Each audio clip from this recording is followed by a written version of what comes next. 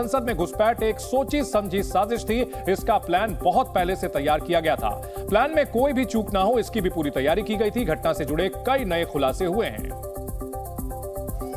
उनमें से एक खुलासा यह है कि आरोपी घटना को अंजाम देने के लिए एक दो नहीं बल्कि 7 स्मोक क्रैकर केन लेकर पहुंचे थे, लेकिन आरोपी कुछ ही स्मोक क्रैकर का इस्तेमाल कर पाए।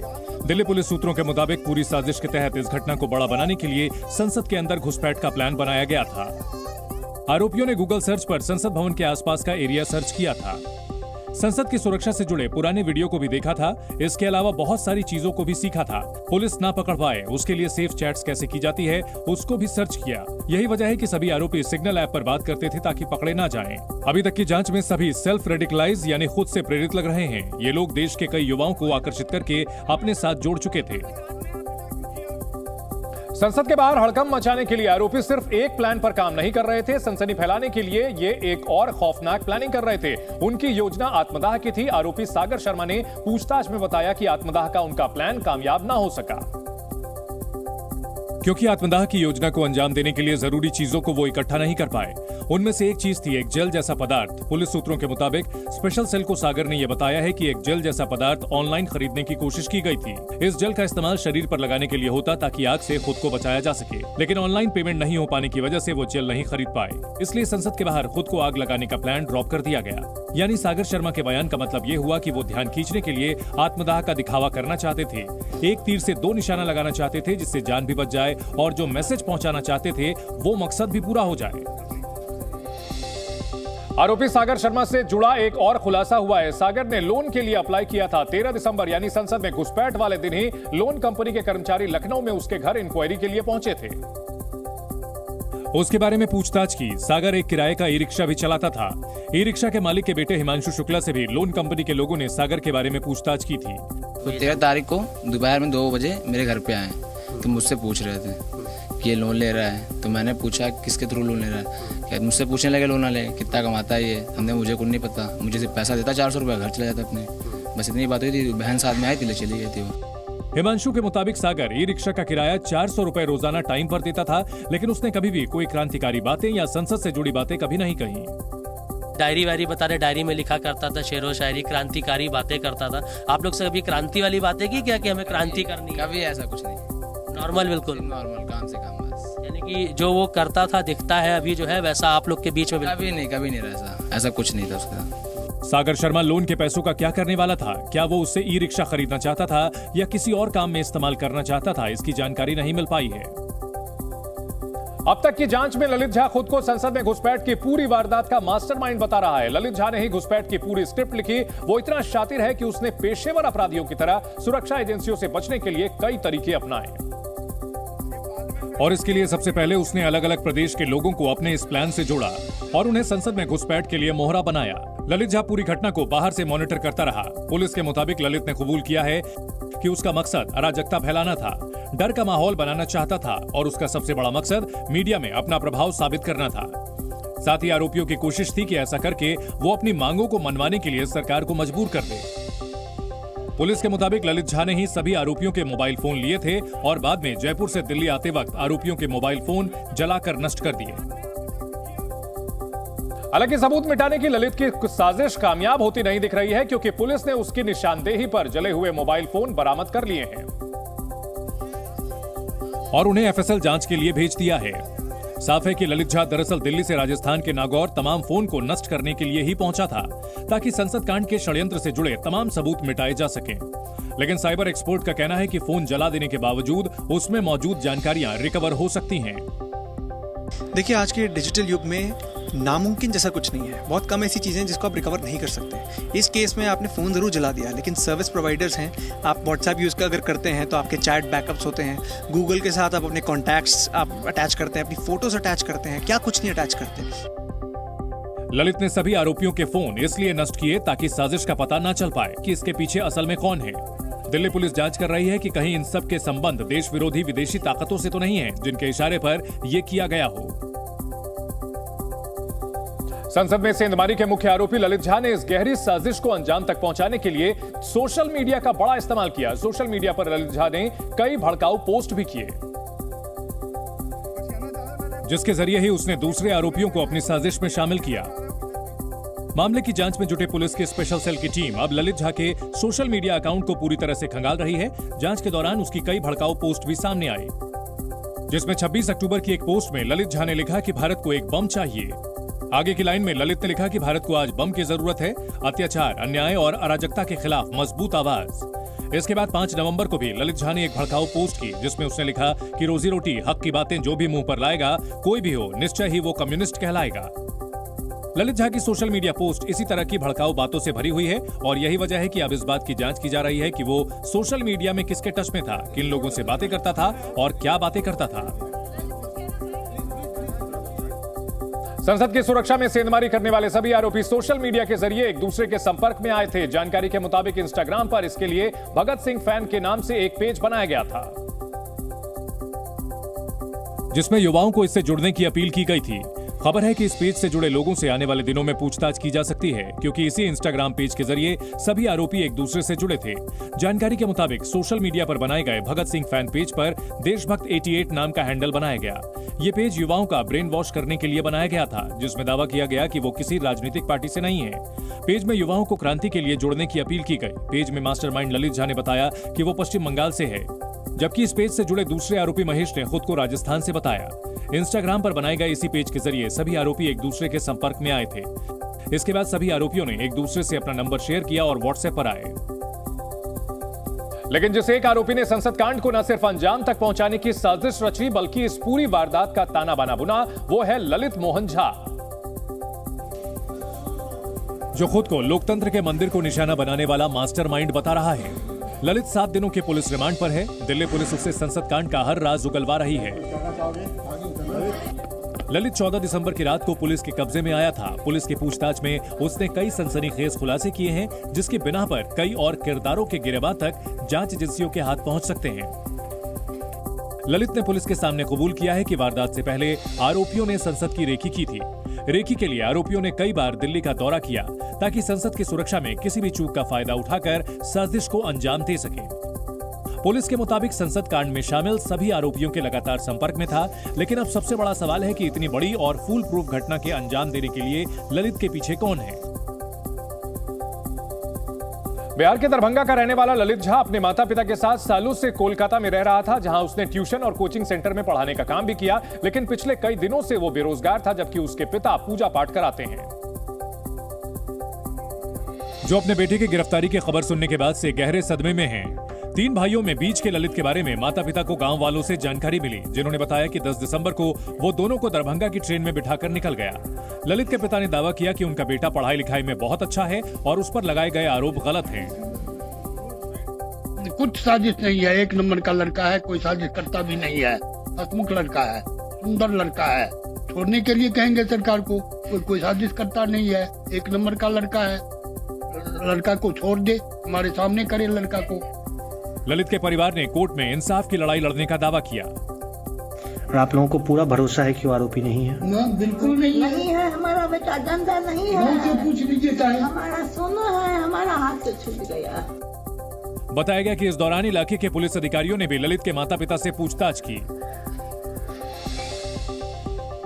संसद की सुरक्षा में सेंधमारी करने वाले एक आरोपी पर कानूनी शिकंजा कसता जा रहा है। अब तक 6 आरोपी पुलिस की गिरफ्त में आ चुके हैं और छठी गिरफ्तारी महेश कुमावत की हुई। घटना को अंजाम देने के बाद ललित झा 13 दिसंबर की रात 10 बजे दिल्ली से नागौर बस से पहुंचा तो महेश ने ही होटल में रुकने का इंतजाम करवाया।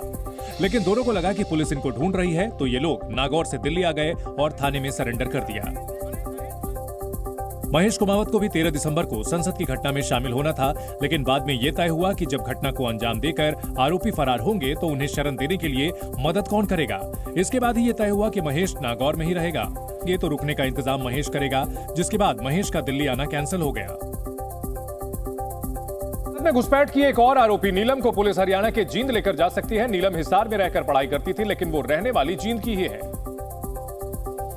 इसलिए शनिवार को Delhi police new friends colony में मौजूद स्पेशल सेल के दफ्तर से उसे मेडिकल कराने लेकर गई। मेडिकल करवाने के बाद स्पेशल सेल की टीम उसे वापस ऑफिस लेकर आई। सूत्रों के मुताबिक दिल्ली पुलिस आरोपियों को उनके घर भी लेकर जा सकती है, क्योंकि सभी आरोपी अलग अलग राज्यों के रहने वाले हैं, जो सोशल मीडिया के जरिए एक दूसरे के संपर्क में आए थे।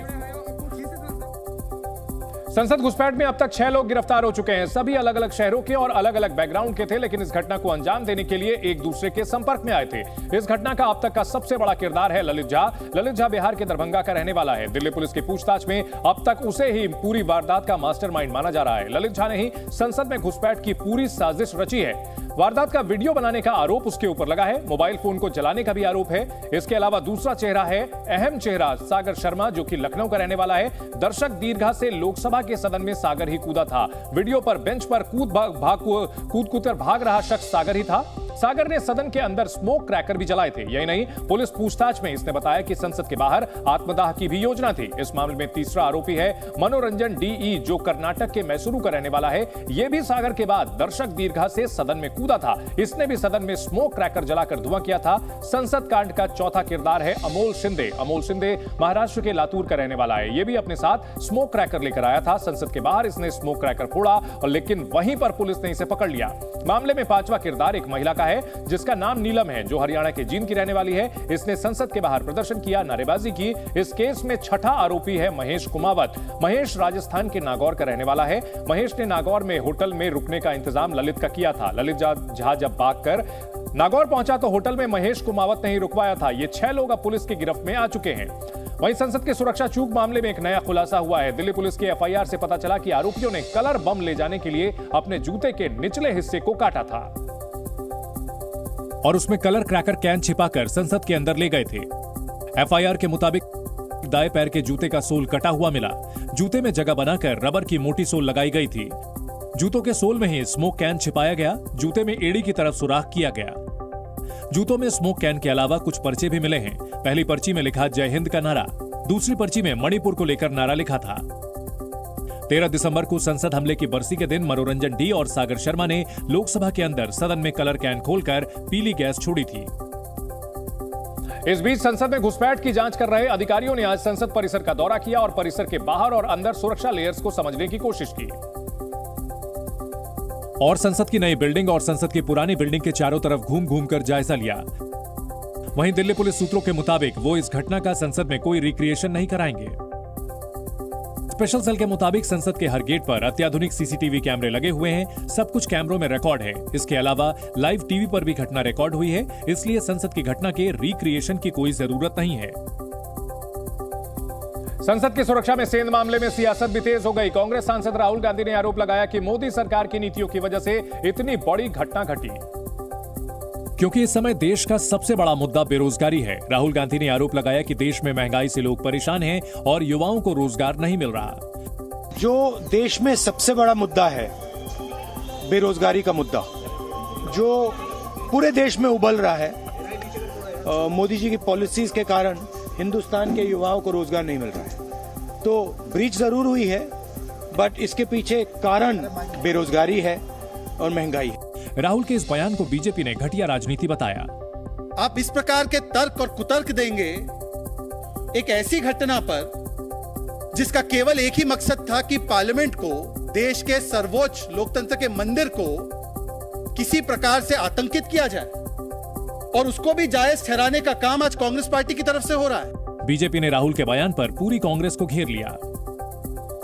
बीजेपी ने कांग्रेस पर यह आरोप भी लगाया कि इससे पहले भी जो 13 दिसंबर 2001 की घटना के हमलावर थे, कांग्रेस उनके साथ खड़ी थी और 13 दिसंबर 2023 के मास्टरमाइंड के साथ भी कांग्रेस और राहुल गांधी खड़े हैं।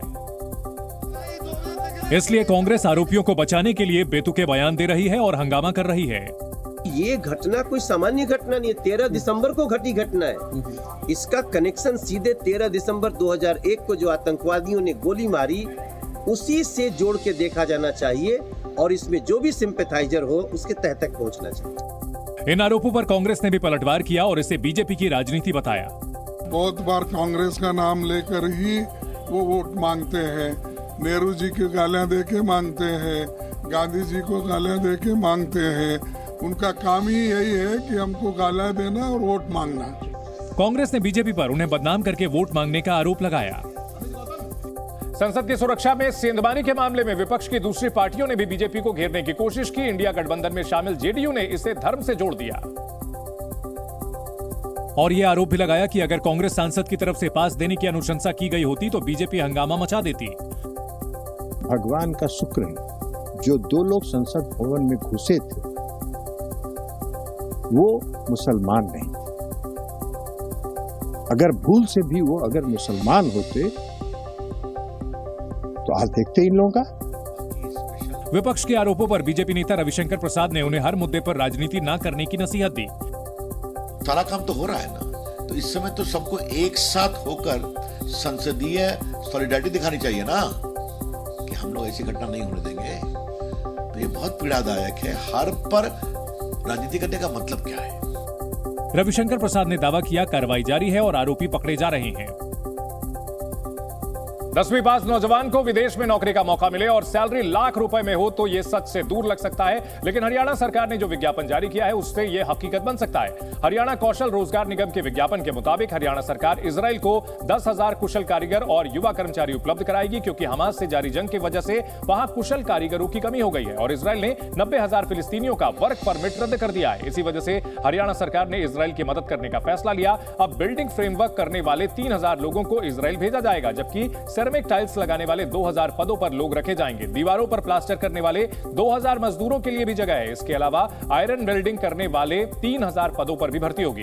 सभी भारतीयों के लिए न्यूनतम शिक्षा 10वीं पास रखी गई है, जबकि आवेदक के पास 3 साल का अनुभव और इनकी उम्र 25 से 45 साल के बीच तय की गई है। इन वर्कर्स को हर महीने इजरायली करेंसी के हिसाब से 6,100 न्यू इजरायली शेकल्स मिलेंगे, जो भारतीय करेंसी में करीब 1,38,235 रुपए बनते हैं। वर्करों को महीने में 26 दिन काम करना होगा और इसके लिए 236 घंटे प्रति महीना काम का वक्त तय किया गया है। ओवर टाइम कंपनी के नियमों के हिसाब से होगा। इसके अलावा हरियाणा सरकार ने दुबई के लिए 40 बाउंसर और यूके के लिए 120 नर्सों के लिए भी आवेदन मांगे हैं। ओमान के सुल्तान हैथम बिन तारिक अपने पहली राजकीय यात्रा पर भारत आए हैं। भारत दौरे के दूसरे दिन ओमान के सुल्तान हैथम बिन तारिक राष्ट्रपति भवन पहुंचे। इस दौरान प्रधानमंत्री नरेंद्र मोदी और राष्ट्रपति द्रौपदी मुर्मू ने उनका गर्मजोशी से स्वागत किया। सुल्तान ने यात्रा के पहले दिन विदेश मंत्री डॉक्टर एस जयशंकर से मुलाकात की थी। इस दौरान दोनों देशों से जुड़े कई अहम मुद्दों पर चर्चा हुई। प्रधानमंत्री नरेंद्र मोदी ने विजय दिवस पर शहीदों को श्रद्धांजलि देते हुए 1971 के युद्ध के बहादुर नायकों को सलाम किया। उन्होंने सोशल मीडिया प्लेटफॉर्म एक्स पर पोस्ट कर लिखा कि सैनिकों की अटूट भावना और समर्पण हमेशा लोगों के दिलों और हमारे देश के इतिहास में अंकित रहेगी।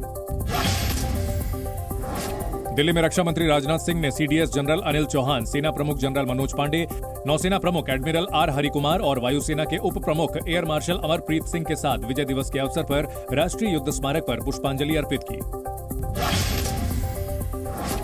यूपी के गोरखपुर में सीएम योगी आदित्यनाथ ने जनता दर्शन कार्यक्रम में दूर दूर से आए फरियादियों की समस्याएं सुनी। इस दौरान सीएम योगी आदित्यनाथ ने संबंधित अधिकारियों को समस्याओं को जल्द से जल्द हल करने के निर्देश दिए।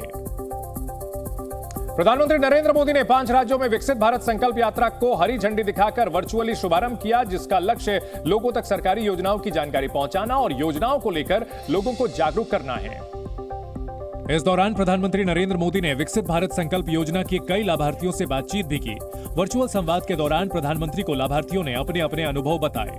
मेरा कैटरिंग का व्यवसाय करती हूँ सर, और मैं ये व्यवसाय जब भी चालू किया सर, मेरे पास पैसे नहीं थे, मैं फुटपाथ पे खाना लगाती थी।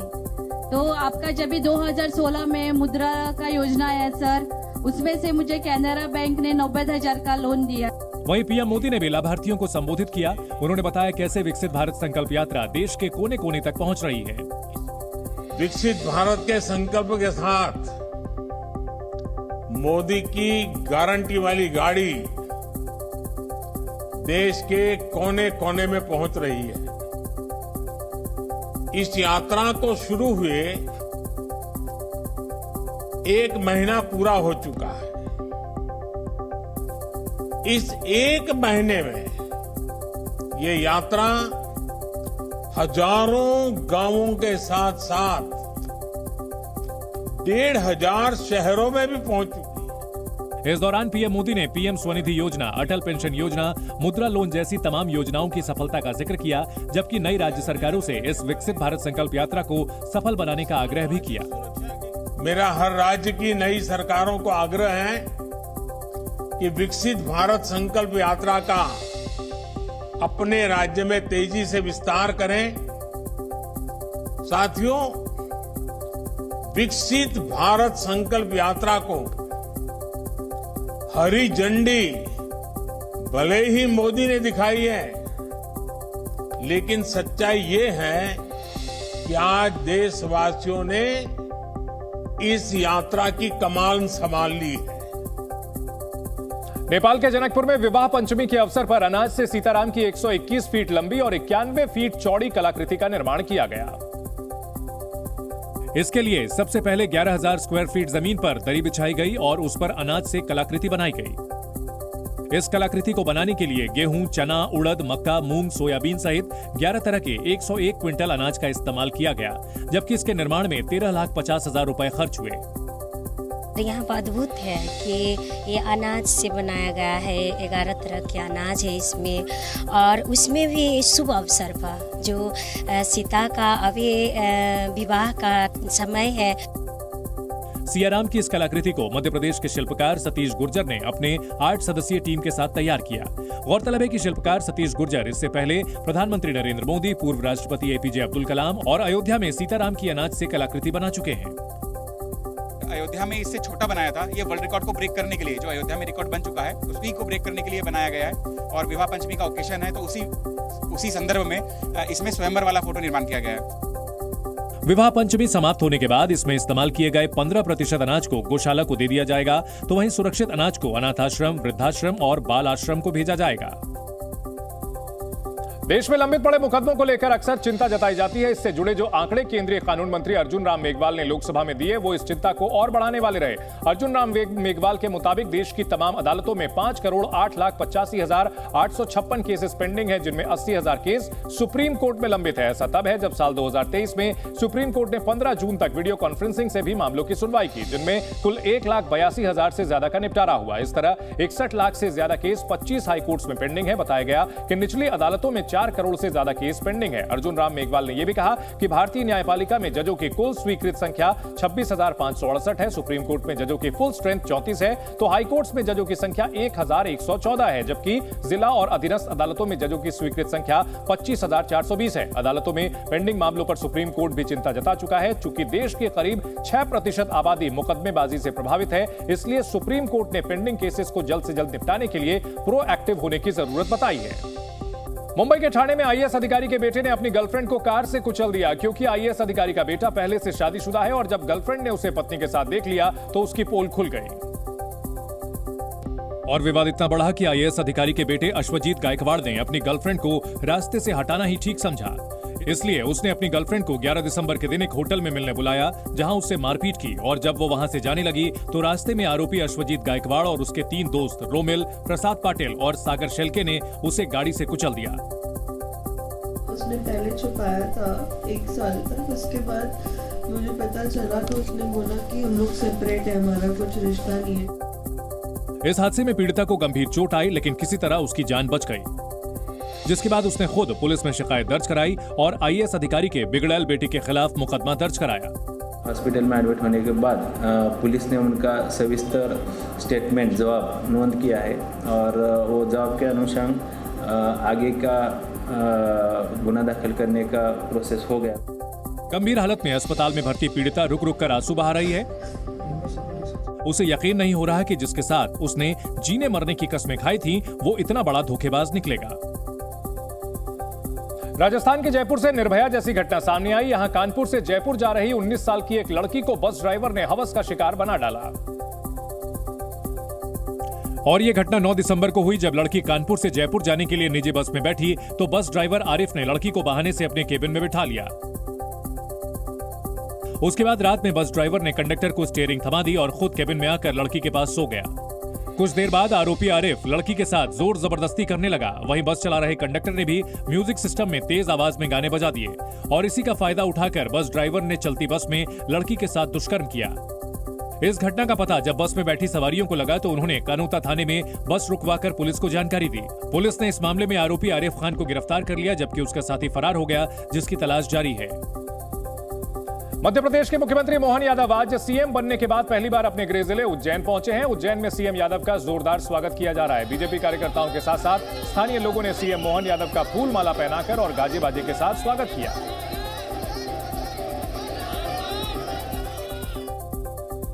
शुक्रवार को राजस्थान के मुख्यमंत्री पद की शपथ लेते ही सीएम भजन लाल शर्मा एक्शन मोड में आ गए। उन्होंने सचिवालय पहुंचकर पदभार ग्रहण किया और फिर पेपर लीक मामले की जांच के लिए एसआईटी गठित कर दी।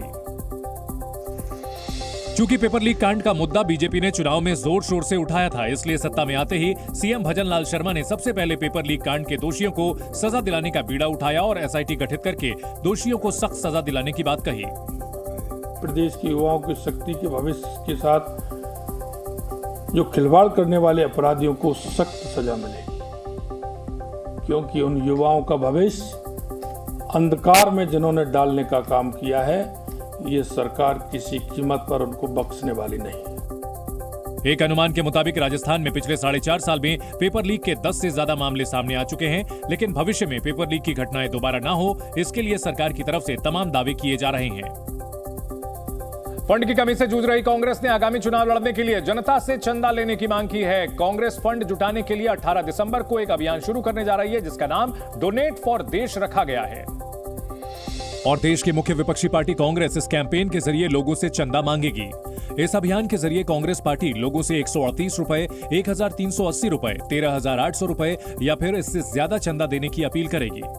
इसमें credit card, debit card, net banking, UPI, RTGS, NEFT सभी के सभी या स्कैन करके जो क्यूआर कोड से स्कैन करके देने की, इसमें सारी की सारी चीजों का कोई भी तरीके से डोनेट करना चाहे कोई भी व्यक्ति डोनेट कर सकता है। ये पहल साल 1920-21 में महात्मा गांधी के ऐतिहासिक तिलक स्वराज कोष से प्रेरित है और इसका उद्देश्य देश को समृद्धशाली बनाने के लिए कांग्रेस पार्टी को सशक्त बनाना है। और अभियान के तहत कांग्रेस पार्टी के कार्यकर्ता घर घर जाएंगे और हर एक बूथ में कम से कम 10 घरों को चिन्हित करके 138 रुपए इकट्ठा करेंगे। लेकिन कांग्रेस पार्टी के इस अभियान से पहले सियासत शुरू हो गई है। और जी न्यूज से खास बातचीत करते हुए बीजेपी नेता मुख्तार अब्बास नकवी ने कांग्रेस के इस अभियान को भ्रष्टाचार से जोड़ दिया। उन्होंने तो यहां तक दावा कर दिया कि ये अभियान कुछ और नहीं बल्कि कांग्रेस पार्टी की हार की बौखलाहट है। लेकिन कांग्रेस पार्टी कह रही है इसलिए भी कर रहे हैं क्योंकि अब पैसा डोनेट मिलता नहीं तो पब्लिक से मांगेंगे। ये कई लोग इस तरह का जो है वो एक्सपेरिमेंट कर चुके हैं। एक बहुत बड़े ईमानदार पार्टी है दिल्ली की, वो तो बहुत पहले ये कर रही थी, उसी से कुछ ये सबक लिया है कि इधर का माल उधर करने वाला। बीजेपी दावा कर रही है कि कांग्रेस कितनी भी कोशिश कर ले, लेकिन जनता के सामने वो एक्सपोज हो चुकी है और जनता उन पर भरोसा नहीं करने वाली। अगले साल होने वाले लोकसभा चुनाव से पहले क्षेत्रीय दलों को चुनावी बॉन्ड के आंकड़े सामने आए हैं। नई ऑडिट रिपोर्ट के मुताबिक 5 क्षेत्रीय दलों को चुनावी बॉन्ड के जरिए कुल 1243 करोड़ रुपए मिले। चुनाव आयोग को सौंपी गई रिपोर्ट के मुताबिक बीआरएस को सबसे ज्यादा 737.7 करोड़ रुपए चंदा मिला, जिसमें चुनावी बॉन्ड से 529 करोड़ रुपए मिले, जो एक साल पहले मिले 153 करोड़ रुपए से काफी ज्यादा है। दूसरे नंबर पर तृणमूल कांग्रेस रही, जिसे चंदे के रूप में 333.4 करोड़ रुपए मिले, जिसमें करीब 325 करोड़ रुपए चुनावी बॉन्ड से आए। चंदे से हुई आय के मामले में डीएमके तीसरे नंबर पर रही, जिसे बतौर चंदा करीब 214 करोड़ रुपए मिले। डीएमके को मिली इस राशि में चुनावी बॉन्ड से करीब 185 करोड़ रुपए आए, जबकि बीजू जनता दल को मिली 181 करोड़ रुपए की रकम में चुनावी बॉन्ड का हिस्सा 152 करोड़ रुपए रहा। तो बीते साल राष्ट्रीय पार्टी बनी आम आदमी पार्टी ने 2022-23 में चुनावी बॉन्ड के जरिए 36.4 करोड़ रुपए जुटाए, जो आम आदमी पार्टी को 2021-22 में मिले 25.1 करोड़ रुपए से ज्यादा है। कांग्रेस नेता धीरज साहू ने आयकर विभाग की छापेमारी में मिले 353 करोड़ रुपए के कैश मामले में पहली बार मुंह खोला। उन्होंने मीडिया के सामने आकर अपना पक्ष रखा और दावा किया कि यह सारा पैसा उनके परिवार का है।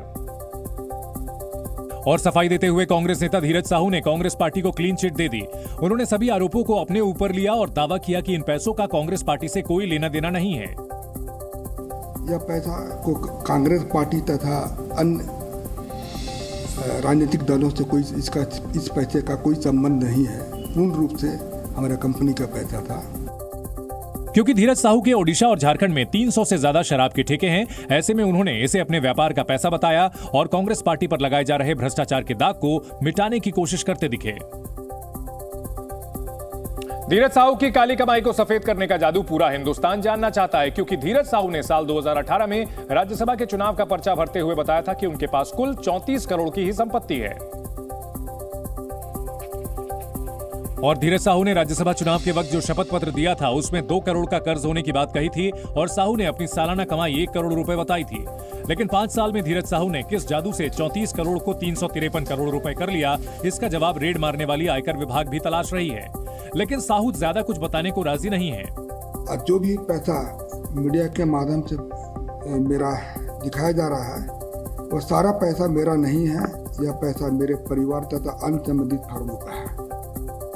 5 साल में 34 करोड़ कैसे 353 करोड़ हुआ, ये सवाल बना हुआ है, क्योंकि अगर 5 साल की कमाई 1 करोड़ के हिसाब से जोड़ दे तो संपत्ति करीब 39 करोड़ होनी चाहिए।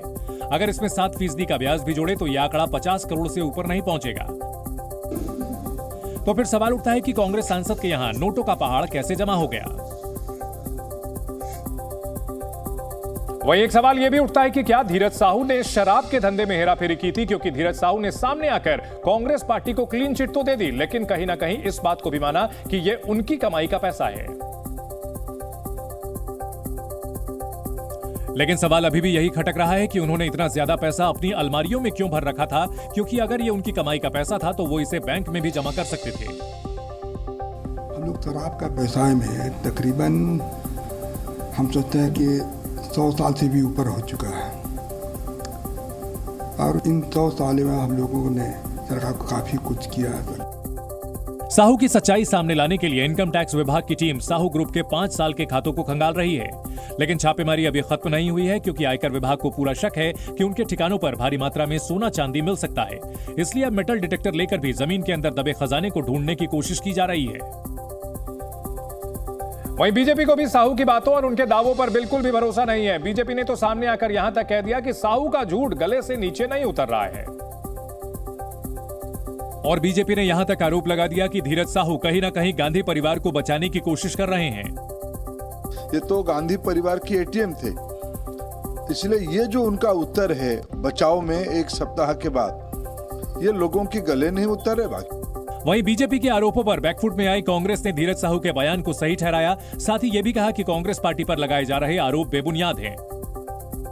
बहुत ठीक, सटीक और कानूनी बयान दिया उन्होंने कि ये उन फॉर्म्स का पैसा है जो उनके परिवार के लोग चलाते हैं। उन्होंने साफ इन्हें किया कांग्रेस से तो इससे लेने ही देना नहीं। अगर आप सैमसंग कंपनी का फोन मोबाइल में इस्तेमाल करते हैं तो इस खबर को ध्यान से देखिए, क्योंकि केंद्र सरकार की एजेंसी CERT यानी कंप्यूटर इमरजेंसी रिस्पांस टीम ने सैमसंग कंपनी के मोबाइल्स के बारे में चेतावनी जारी की है। CERT के मुताबिक सैमसंग के कई मोबाइल फोन्स की सिक्योरिटी खतरे में है और हैकर्स बड़ी आसानी से उनको कभी भी हैक कर सकते हैं। CERT के नोटिस में एंड्रॉइड 11, 12, 13 और 14 पर काम करने वाले मोबाइल की सिक्योरिटी खतरे में बताई गई। CERT के मुताबिक इन मोबाइल्स के सिक्योरिटी फीचर्स कमजोर हैं और उनमें आसानी से सेंध लगाई जा सकती है और हैकर्स मोबाइल हैक करके यूजर्स की बैंक डिटेल्स और तमाम पासवर्ड तक चुरा सकते हैं। साथ ही यूजर्स की कॉन्टैक्ट लिस्ट हासिल कर सकते हैं और उसका गलत इस्तेमाल भी कर सकते हैं। CERT ने सैमसंग मोबाइल फोन का इस्तेमाल करने वाले लोगों से तुरंत फोन अपडेट करने को कहा है। अयोध्या में रामलला की प्राण प्रतिष्ठा कार्यक्रम से पहले सुरक्षा बढ़ाई गई है। 22 जनवरी को राम मंदिर के प्राण प्रतिष्ठा को लेकर राम मंदिर में हाईटेक सुरक्षा व्यवस्था की जा रही है। मंदिर की सुरक्षा को देखते हुए प्रशासन ने कई प्रमुख जगहों पर CCTV कैमरे लगाए हैं, साथ ही ड्रोन कैमरों से भी मंदिर परिसर की निगरानी की जाएगी। अयोध्या में रामलला के दर्शन के लिए भारतीय रेलवे ने यात्रियों के लिए खास तैयारी की है। भारतीय रेलवे की ओर से देश के अलग अलग शहरों से अयोध्या के लिए करीब 1000 से ज्यादा ट्रेनों को चलाने की योजना बनाई गई है। इन ट्रेनों की शुरुआत राम मंदिर उद्घाटन से ठीक कुछ दिन पहले होगी, जिससे कि यात्री आराम से अयोध्या की यात्रा कर सकें। अयोध्या में प्राण प्रतिष्ठा कार्यक्रम का निमंत्रण लेकर अक्षत कलश यात्रा माता सीता के जन्मस्थल सीतामढ़ी पहुंची। इस दौरान सैकड़ों की संख्या में भक्तों ने अक्षत कलश यात्रा का स्वागत किया, साथ ही यात्रा में शामिल हुए। यूपी के हापुड़ में बीजेपी नेता ने बिजली का बिल न देने पर छोटे भाई को गोली मार दी। उत्तर प्रदेश के हापुड़ जिले में बीजेपी नेता जुगल किशोर ने अपने ही छोटे भाई सोमेंद्र को गोली मार दी। घटना उस वक्त हुई जब दोनों भाइयों में बिजली के बिल को लेकर विवाद हो गया। विवाद इतना बढ़ गया कि एक भाई ने दूसरे भाई को गोली मारकर घायल कर दिया। घायल को गंभीर हालत में हापुड़ के एक अस्पताल में भर्ती कराया गया। यूपी के सीतापुर में पुलिस और बदमाशों के बीच मुठभेड़ हो गई। मुठभेड़ में दोनों तरफ से फायरिंग हुई। फायरिंग में गोली लगने से इनामी बदमाश हारून और जलील घायल हो गए, जिन्हें इलाज के लिए अस्पताल में भर्ती कराया गया। दोनों बदमाशों पर 2 दर्जन से अधिक मुकदमे दर्ज हैं। छत्तीसगढ़ के रायगढ़ जिले में बाईपास रोड बंद करने को लेकर ट्रांसपोर्टर्स और त्रिपुरा राइफल्स के जवानों के बीच जमकर विवाद हुआ। विवाद इतना बढ़ गया कि ट्रांसपोर्टर्स ने त्रिपुरा राइफल्स के जवानों की पिटाई कर दी। मारपीट में त्रिपुरा राइफल्स के 6 जवान घायल हो गए। महाराष्ट्र के नागपुर में एक कार और ट्रक की भीषण टक्कर हो गई। हादसे में 6 लोगों की मौत हो गई, जबकि एक व्यक्ति गंभीर रूप से घायल हुआ। यह हादसा उस वक्त हुआ जब कार में सवार 7 लोग देर रात शादी समारोह से लौट रहे थे। तभी कार सोयाबीन ले जा रहे ट्रक से टकरा गई। आड़ कपाने वाली ठंड ने कश्मीर घाटी को अपनी आगोश में ले लिया। गुलमर्ग में तो पारा -5 डिग्री तक पहुंच गया, जिसकी वजह से लोगों का घरों से बाहर निकलना मुश्किल हो गया। यही नहीं, भीषण ठंड की वजह से गुलमर्ग में नदी नाले जम गए।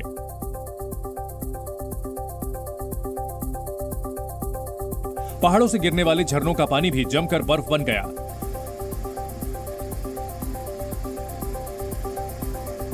जबकि पानी की पाइपों और नलों पर भी बर्फ की चादर जम गई।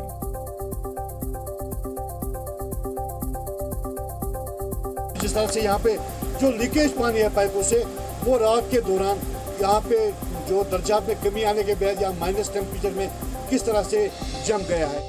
गुलमर्ग सैलानियों का पसंदीदा डेस्टिनेशन है। टूरिस्ट यहाँ बर्फबारी का आनंद लेते हैं, लेकिन फिलहाल गुलमर्ग में जैसी ठंड पड़ रही है, उससे न सिर्फ सैलानियों बल्कि यहाँ रहने वाले लोगों की मुश्किलें भी बढ़ गई हैं।